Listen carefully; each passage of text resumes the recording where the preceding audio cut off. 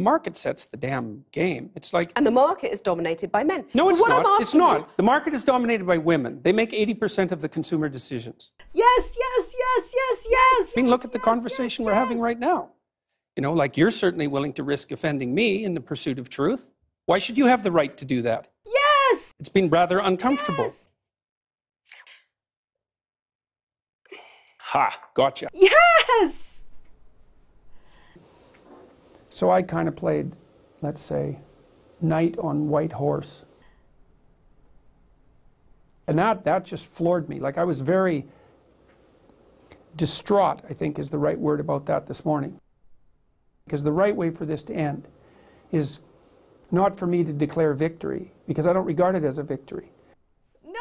Because I can admit whatever mistakes I made.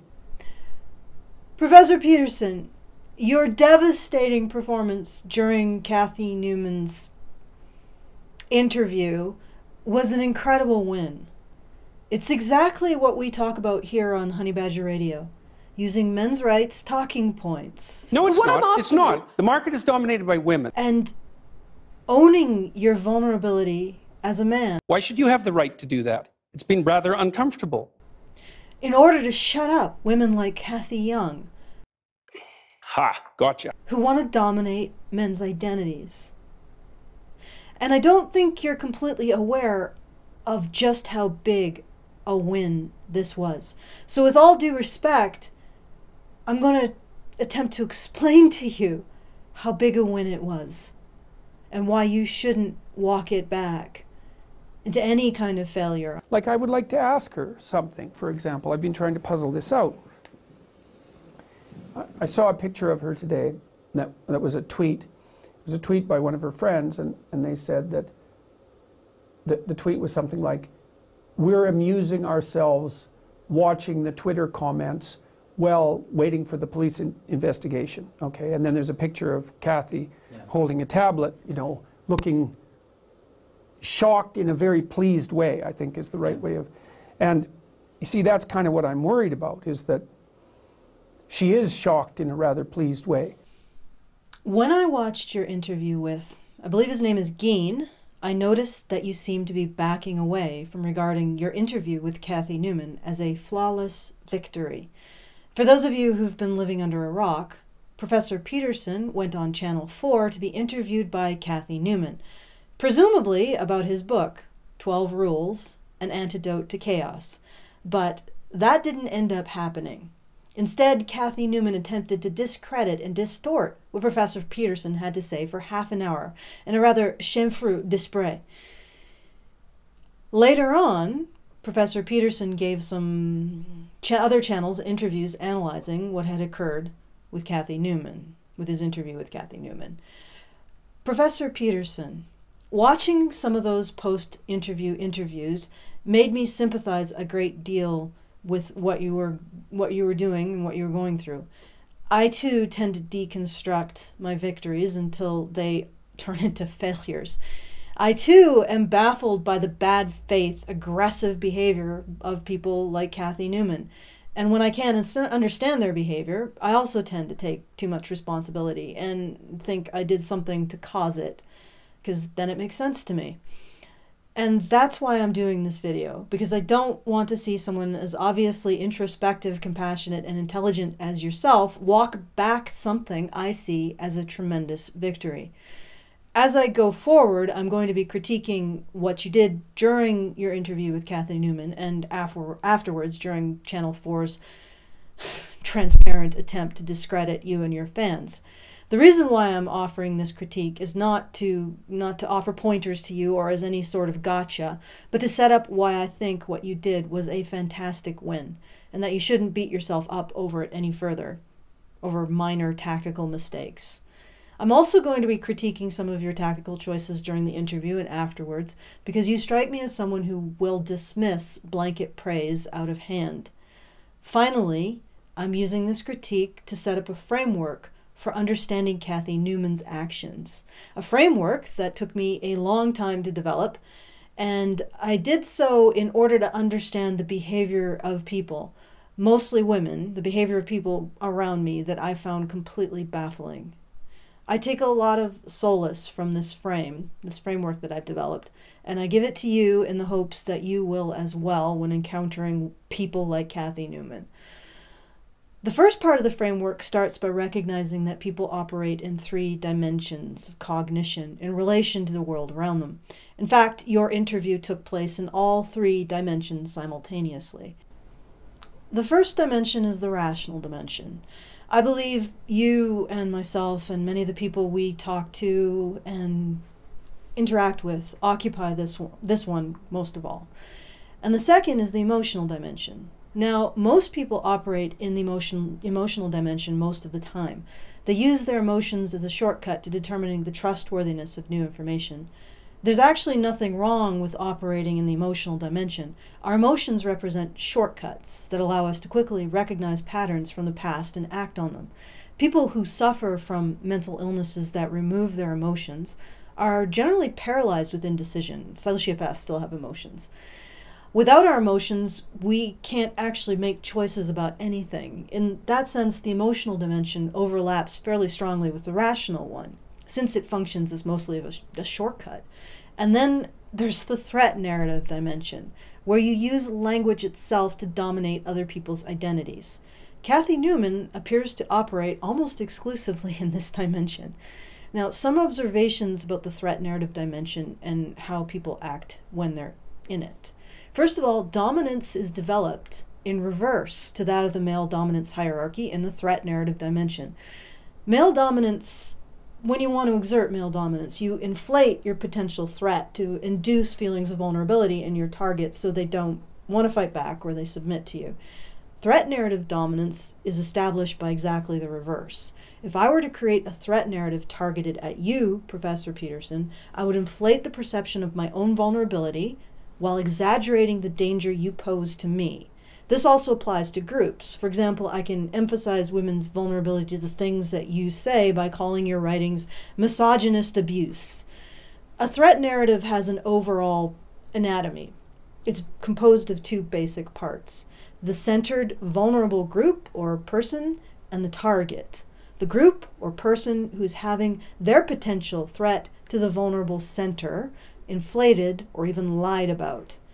The goal of a threat narrative is to control the target's identity. You either get them labeled by others as a harmful or potentially harmful element, or you get them to label themselves as such, eliciting a defensive reaction to your threat narrative. Unfortunately, defensive reactions make us look dishonest and are often confusing to people watching us, as they are in the aforementioned emotional dimension.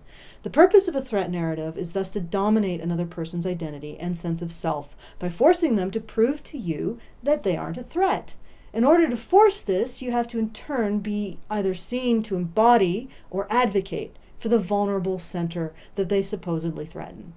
Most importantly, people in the threat narrative dimension can use threat narratives to short-circuit communication in the emotional dimension, in the dimension we spend most of our time in sussing out the world around us. They can spin out enough uncertainty, make people whose identities they dominate look confused and defensive, and silence their target because they can't create the emotional rapport with others in order to even be heard.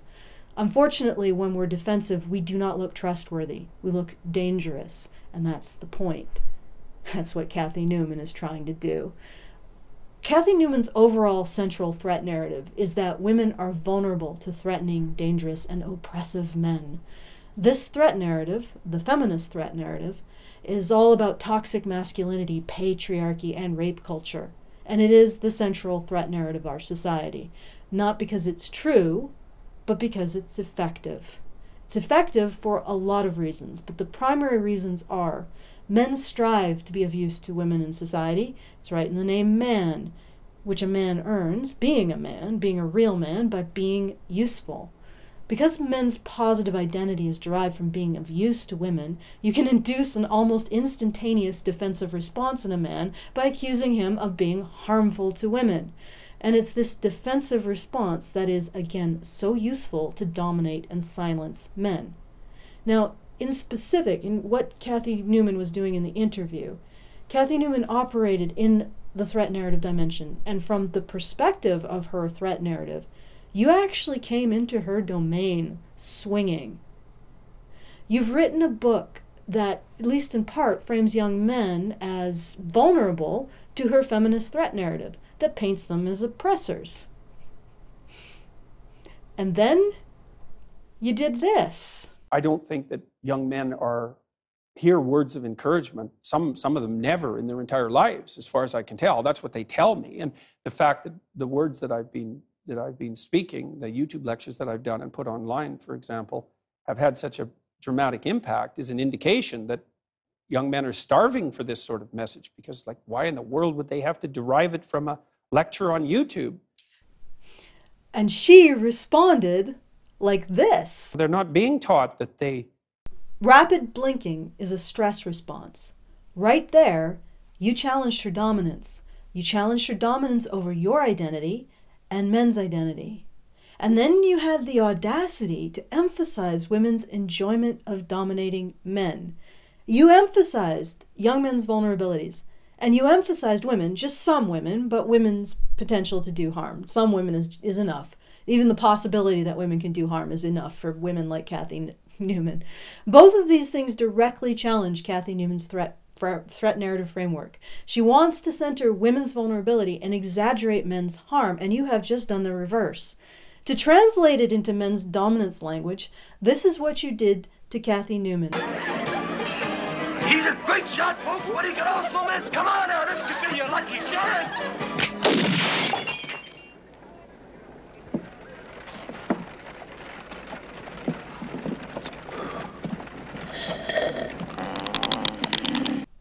She may not have even gone into this interview expecting to get as aggressive as she got. But once you laid down the gauntlet, the claws came out. Everything she did was to paint you and your audience as harmful or potentially harmful to women, to make you conform to her threat narrative and reassert her dominance over your identity. But does it bother you that your audience is predominantly male? Isn't that a bit divisive? What's in it for the women, though? So you're saying women have some sort of duty to sort of help fix the crisis of masculinity. What gives you the right to say that? Well, you say there are whole disciplines in universities forthrightly hostile towards men. These are the areas of study dominated by the postmodern stroke neo-Marxist claim that Western culture in particular is an oppressive structure created by white men to dominate and exclude women. It seems to a lot of women that they're still being dominated and excluded, to quote your words back to you. And to a degree, she succeeded. In the first half of the interview, she does manage to get you to appear to contradict yourself. She does get you defensive, and she gets you to argue in her framework, to defend her accusations that you don't benefit women, which, think about it, not everything in the world has to benefit women. And something that doesn't benefit women isn't necessarily evil, but unfortunately, she got you arguing that. For anyone who already trusts you on an emotional level or who exists in the dimension of reason, Cathy's behavior is reprehensible. She's arguing in bad faith. She's putting words in your mouth. But for people who haven't established a rapport of trust with you and feel things out emotionally, which is most people, she's successfully kicked up enough emotional noise to make it impossible for them to establish a rapport with you and start to receive your information. Oh. Hell, it's hard to even hear what you had to say because half the interview's over and you haven't even been able to spend more than a minute talking about your book and how you hope to encourage young men towards adulthood. She's successfully turned what should be an opportunity for you to explain your insight into a knockdown, drag-out fight for dominance. Further, Cathy dominated the debate frame in the beginning of the interview, and what I mean by that is she successfully framed the debate in terms of women's vulnerabilities. When Cathy centers the argument on women's vulnerability, in this case, the wage gap, she doesn't have to prove it. She just has to create enough uncertainty that people err on the side of caution. The side of caution here is believing that women are victims of the wage gap. So this is how Cathy Newman managed to take what should have been an exchange of ideas and turn it into a knock-down, drag-out fight over dominance, over threat narrative dominance, over her threat narrative dominance. Those upside-down pistols of yours really worry me. Fellas that carry them like that are bad medicine. A knockdown, drag-out fight that she almost won.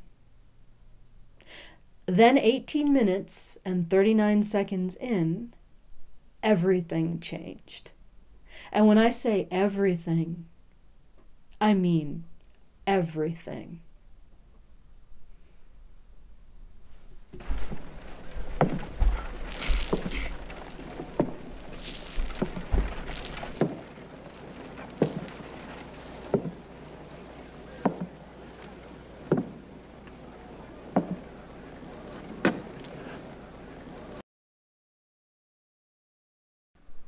I'll do one more.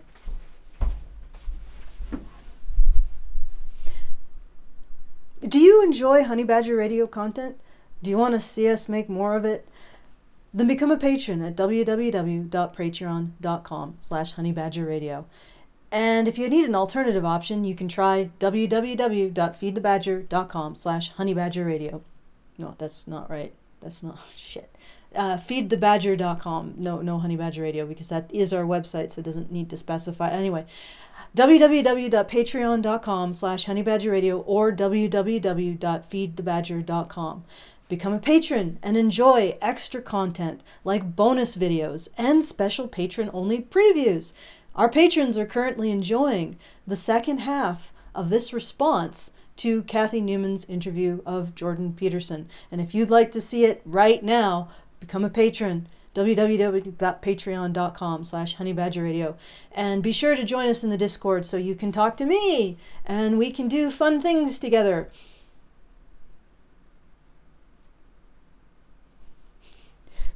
I'm not actually, like, I'm trying to be earnest, and I really mean you can hang out with us on the Discord and we can do fun things together.